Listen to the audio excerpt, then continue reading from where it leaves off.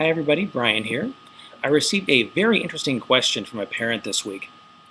She was talking about her 14-year-old son, who seems to be in a win-lose relationship with time, specifically in anything that requires him to be in a hurry. If he needs to finish something that he's doing right now to get ready to go, get in the car, there's time pressure at school for time tests.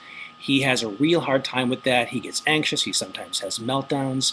He likes to do everything in a very orderly fashion. He needs to put on his clothes in order. He needs to do everything in a very meticulous way.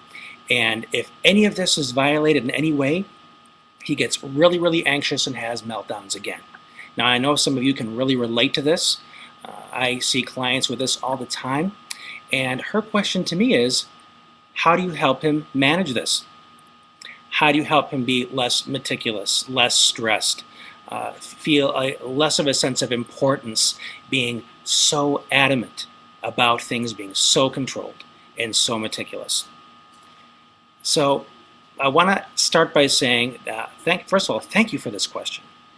And I'll admit there's only so much I can explain in this lesson because all these issues will require intensive coaching for this young man and his parents in order to learn the strategies needed to manage the anxiety of this intensity.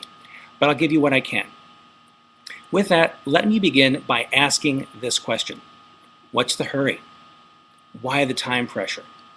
If he doesn't want to stop doing something in order to leave or take it with him, in order to keep doing what he wants and also leave, and if he has this regimented way of doing things as you described, then the issue is this. This is a young man who is terrified of the world and its changes. He controls what he can as much as he can because he doesn't trust his own ability to navigate a world where he doesn't have that option. He resists finishing what he's doing because he doesn't want to leave the house. You're asking him to transition from an orderly activity and inviting him to join you in chaos. In terms of the school setting, I suspect he prioritizes accuracy over speed. Time tests aim for the ideal of both, speed and accuracy. We need to start more simply. Allow him the opportunity for greater detail orientation.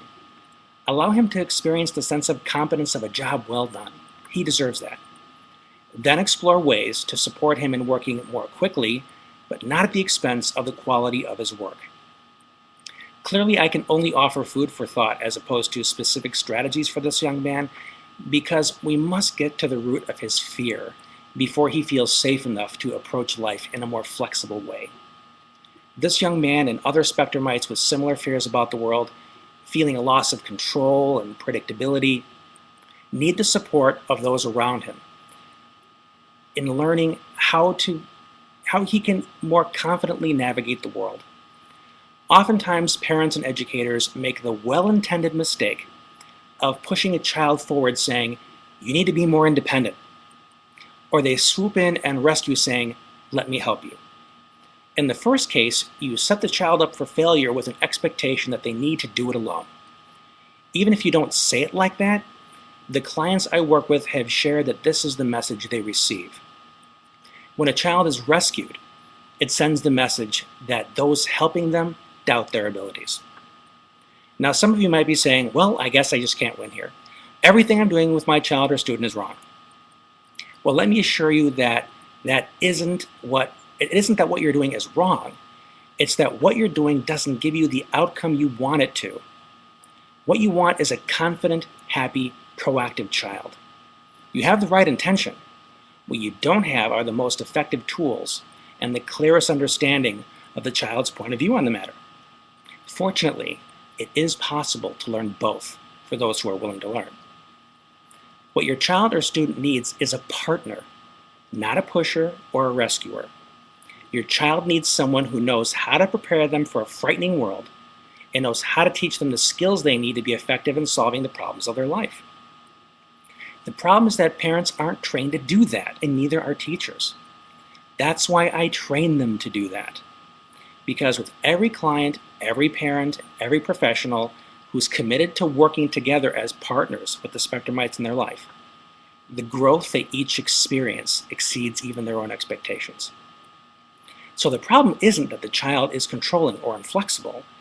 The problem is the child doesn't trust that he or she will be okay if he isn't.